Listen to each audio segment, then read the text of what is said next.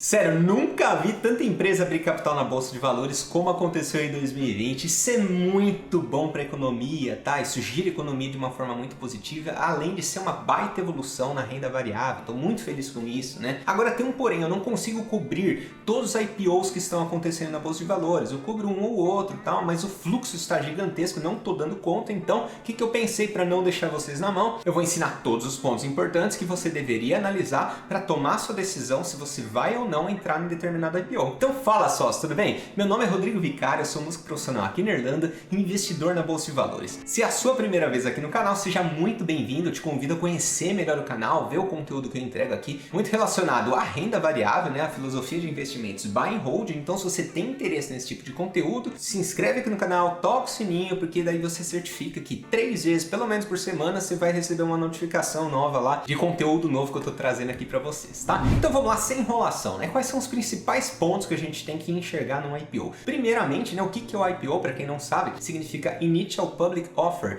É quando a empresa de capital fechado, por exemplo, a padaria aí da sua casa, ela não está na Bolsa de Valores, né? Ela vai lá e vende parte das ações dela para quê? Para se capitalizar, né? Ela vende para quem? Para nós investidores. Para que ela faz isso? Quando a gente compra uma ação e se torna sócio daquela padaria, a gente está colocando dinheiro ou no bolso do padeiro, ou a gente está participando de novos projetos, né? A padaria quer expandir para novos bairros, para outras cidades, né? Então esse é o racional do IPO, né? Você abrir mão de uma parte da sua empresa para quê? Para potencializar, para exponencializar, porque você vai ter mais dinheiro em caixa para realizar os seus investimentos, certo? Então como que funciona, né? A empresa ela vai lá, decide que ela quer abrir capital na Bolsa de Valores, ela vai passar por uma série de normas, regulação, legislação. Aí deu tudo certo, tranquilo, né? Ela vai precisar de fato soltar isso para o mercado, vão ter os coordenadores, você vai encontrar o JP Morgan, XP, Itaú, Bradesco, tudo mais, que vão ajudar a coordenar esse IPO. Então a empresa ela vai lá, ela tem que mandar um baita de um relatório que a gente chama de prospecto. Esse relatório é gigantesco, né? Tem 800 páginas, 500 páginas. Você não precisa olhar 500 páginas PDF para saber se vai entrar ou não no IPO. Mas tem algumas coisas que são importantíssimas você levar em conta, e é isso que eu queria trazer aqui para vocês. Então vamos ao primeiro ponto aqui, a gente precisa entender a empresa. Isso para qualquer empresa que você queira investir, obviamente, né? Mas o que a gente deveria levar em conta aqui no IPO? A história, por quê? A empresa é o que é hoje porque a história levou ela até esse local. Então é importante você ver há quanto tempo que essa empresa está no mercado, quais os percalços que ela já passou lá no passado, se ela já teve algum problema. Por exemplo, vou te dar um exemplo aqui, a Centauro, lá no passado, em 1960 e pouco, o dono da Centauro tinha uma empresa de balanças, ele faliu a empresa por conta de caixa, né? Ele teve uma má gestão de caixa, e mais pra frente, em meados de 2015, ele teve o mesmo problema com a Centauro. Então você vê como é importante você analisar a história, né? 2020 ele passou, ele finalmente aprendeu esse problema, né? Ele não teve nenhum grande empecilho relacionado à caixa, tá? Mas você vê que é importante você entender a história da empresa para ver qual é a chance de eles cometerem o mesmo erro, né? Se eles erraram no passado, se eles tiveram algum histórico de má governança. Então é importante você entender a história da empresa. A presença dela também é importante. É uma empresa que vai atuar somente no Brasil ou ela vai atuar no exterior? Se no exterior é somente a América Latina, ela vai ter alguma renda em dólar, em euro, né? Em moeda forte. Como que ela está vendendo? Como que ela está posicionada nos outros mercados? Produtos ou serviços? Você tem que entender qual produto ou serviço ela ganha mais, né? E para que servem os outros produtos e serviços também, porque às vezes é uma empresa que tem um produto muito forte e tem uma receita de serviço muito pequenininha, como é o caso da Aeres. Vou deixar um card aqui para vocês darem uma olhada, né? Eles têm o Aeres Service, que é justamente para manter os clientes. O Aeres Service não é para rentabilizar, é apenas para manter os clientes em sua base, né? Para ter uma melhor fidelidade. Então é muito importante que você entenda, né, quais são os serviços e produtos daquela empresa e qual a estratégia por trás de cada um. As vantagens competitivas, as empresas também informam em seu prospecto, de acordo com elas, quais são suas vantagens competitivas. Dá uma olhada naquilo, vê se você concorda, se você discorda. Tem muita coisa lá que eles colocam que não faz muito cabimento, né? Que também às vezes não é tanto uma vantagem competitiva. Por exemplo, nós temos práticas ESG, vantagem competitiva. Não é, né? Hoje tem muitas empresas com práticas ESG, então você tem que levar isso em conta também. Vantagens competitivas por você, e é aí que você começa a usar essa cachola aí e pensar melhor se vale a pena ou não entrar na empresa. Você faz um modelo SWOT, você pega as principais vantagens competitivas daquela empresa. Se tiver outra empresa do mesmo setor na Bolsa de Valores, você faz uma comparação como que cada uma está atuando, quais são são os drivers de crescimento daquela outra empresa. É muito válido você fazer isso, porque um ponto que eu já vou comentar é que no prospecto, apesar de ser gigantesco, ele não informa tão bem quanto as empresas que já estão na bolsa de valores, né? As que já estão, elas são muito claras do seu passado desde que elas entraram na bolsa de valores. As que estão vindo, elas são obrigadas a informar um pouquinho, e elas de fato informam um pouquinho, né? Fica faltando informação, né? Fica faltando aquele detalhe que a gente gosta, né? Para entender direitinho a empresa. Então dá uma olhada num par deles para comparar. Um ponto que eu gosto muito também de levar em consideração é a inovação e tecnologia daquela empresa. Quanto que ela investe em pesquisa e desenvolvimento, né? A gente está num mundo inovador extremamente tecnológico, a gente tem visto as Big Techs dos Estados Unidos e também em outras localidades crescerem demais, explodirem aí suas cotações e seus resultados, mas elas são empresas especificamente de tecnologia. Mas se a empresa não for de tecnologia, ela tem que pôr a tecnologia para trabalhar para ela. Isso é crucial, né? Ela tem que ter uma boa presença online, ela tem que ter um bom mundo digital, ela tem que ter inovação e tecnologia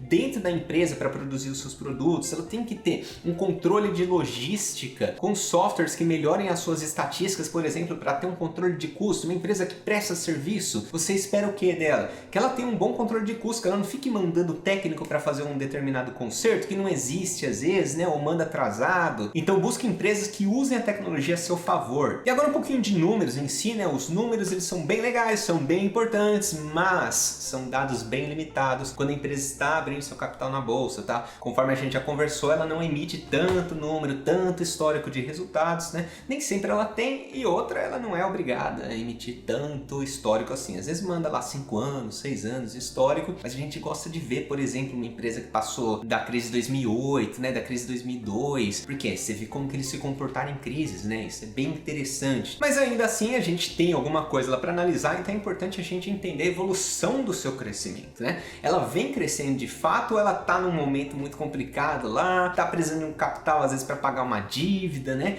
Ou ela tá querendo de fato crescer, né? Qual que é o perfil também daquela empresa? É uma empresa que de fato quer crescer, ou ela quer vender uma parte das ações, fica tranquila, né? Os sócios, os diretores vão lá, colocam o dinheirinho no bolso, não tem problema nenhum nisso, e mantém aquela operação maravilhosa. Eles só querem se aposentar. Pode ser, tem muita empresa que abre assim. Eu prefiro quando eles vêm para crescer, né? Quando eles vêm para o novo mercado com expectativa de crescimento, investe na empresa, né? Óbvio que a gente gosta mais disso, mas dá uma olhadinha nessa evolução do crescimento para você entender qual a expectativa da própria empresa quanto aos seus números, tá? Empresa rentável, se é uma empresa rentável, né? Acontece muito de empresas chegarem na bolsa de valores para pagar dívida, né? Eles estão super endividados lá, super alavancados. Eles abrem capital na bolsa para quê? Para colocar um dinheiro no caixa e eles conseguirem respirar um pouquinho mais, né? Com uma dívida um pouco mais controlada. Então não necessariamente eles estão trazendo dinheiro para investir, às vezes é só para pagar uma dívida, né? Então a qualidade do atendimento, isso é muito importante também. Isso é um ponto que eu vou falar lá no finalzinho, a minha opinião relacionada a IPOs, né? Se vale a pena ou não entrar em IPOs. Vou dar uma breve explanação aqui, mais para que você abra sua mente relacionado a esse tema. Mas é importante que a empresa ela atenda bem e veja a evolução também da qualidade de atendimento. Muitas empresas, elas meio que se maqueiam para o momento do IPO, né? Elas vão lá, jogam a sujeira para debaixo do tapete, né? Melhoram um pouquinho o atendimento aqui e ali, só para dar uma boa cara, né, para o IPO. Nós somos uma empresa excelente, né? Nossa. Então,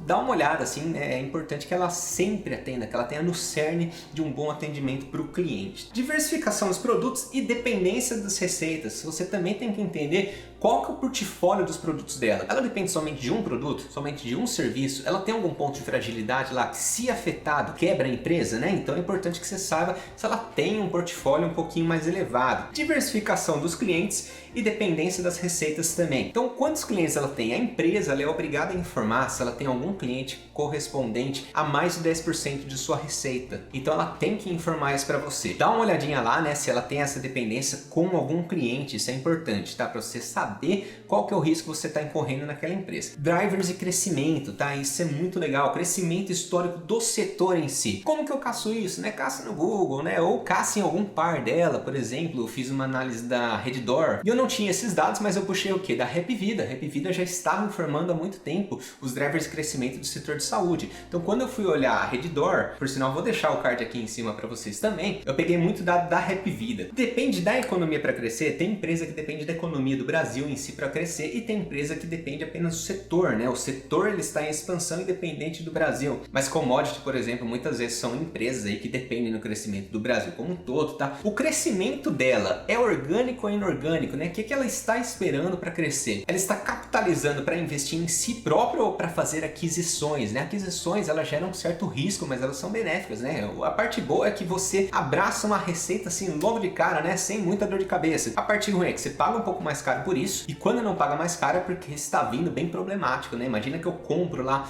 uma determinada loja, um preço de banana, pago metade do preço dela, né? Por que eu tô pagando metade? Pô, porque alguma coisa tem lá, né? Ou a localização tá ruim, não tá vendendo tanto, eu vou ter que trabalhar um pouco melhor nisso, né? Melhorar meu marketing. Ou uma empresa já endividada que eu tô assumindo, que eu tô comprando, que eu vou ter que resolver isso também, né? Toda aquisição, ela carrega um risco maior, mas ela incorpora na hora toda a receita, toda a base de clientes, né? Agora, o crescimento orgânico, ele acontece um pouco mais espaçado e a longo prazo, mas ele costuma ter um custo menor para ser realizado, né? Porque você está fazendo seu próprio crescimento, tá? E por último, a gente vai analisar o IPO em si, né? O que eles estão oferecendo nesse IPO, qual que é a proposta? A oferta é primária ou é secundária? Normalmente são as duas, tá? O que é a oferta primária? Cheguei a emitir ações, você se tornou sócio, você comprou minha ação, o que eu faço com esse dinheiro? Pum! Põe no bolso, vou curtir a vida, me aposento eu, minha família por 5 gerações, ponho 100 milhões no bolso e ó, tchau, vou pra praia, né? Ou secundária, vou pegar esses 100 milhões que eu vou fazer, investir na empresa, né? Então normalmente acontecem os dois, tá? Agora a questão que você tem que analisar é qual que é o perfil, né? Por exemplo, às vezes tem 75% primária e 25% só secundária.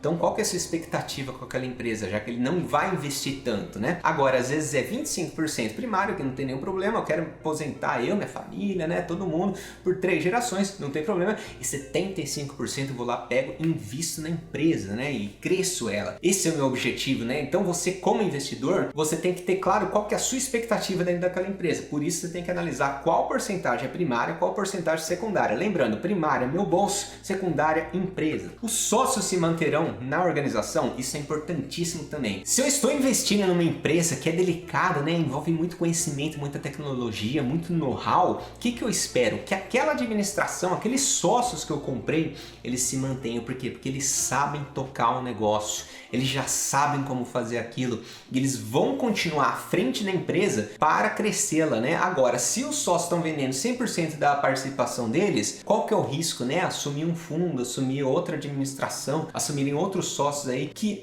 eles não queiram fazer a empresa crescer, não que eles não tenham capacidade, mas às vezes eles não têm o mesmo know-how, o mesmo conhecimento que aquela família, que aquela empresa, que aquele grupo tinha quando estava tocando a empresa, né? Então, é importante que você veja que mantendo a administração, mantendo a mesma estrutura societária, né? Óbvio que não vai ser a mesma, as porcentagens vão mudar, mas manter aquela mesma equipe, é muito provável que o cerne da empresa se mantenha no longo prazo. Agora, se a equipe sair, aí pode ser um problema, né? Fica meio que a Deus dará, vamos ver o que vai acontecer no futuro. E antes de eu comentar aqui minha opinião sobre a IPO, né? Eu vivenciei um IPO, eu trabalhava numa empresa que ela vendeu parte do seu capital, não para a bolsa de valores, mas para um fundo, né? Então eu vivi isso na pele, eu quero compartilhar essa história rapidamente aqui com vocês, mas antes disso eu vou te pedir para deixar o like aqui, porque isso ajuda bastante. Eu sei, né, mendigar like, né, coisa chata do caramba, né, pois é, mas isso ajuda, gente, isso ajuda e é de graça, tá bom? Por favor, obrigado. E também fazer um convite para você, me seguir lá no Instagram, tá? No Instagram o contato é muito diferente, se você não me segue, você tá perdendo. Por quê? Porque eu abro a caixinha de pergunta lá todos os dias, o contato é muito mais próximo, eu respondo direct. Aqui eu faço 3 vezes por semana, lá é 10 perguntas que eu respondo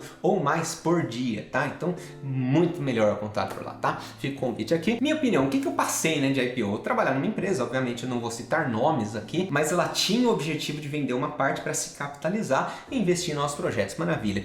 E o que eu vi naquela empresa? O que estava acontecendo, né? Ela abria um pouco mão da sua qualidade, então ela negociava com um funcionário de alto escalão para deixar a empresa para quê? Para contratar 2 de menor escalão e às vezes pagava metade do preço. Então ela começou a criar eficiências numéricas lá, né? Eficiências operacionais. O cerne da empresa se manteve de certo modo, né? Mas ela começou a tomar algumas atitudes que impactavam um pouco na qualidade de atendimento do cliente. Ela manteve uma boa qualidade, mas sim piorou, né?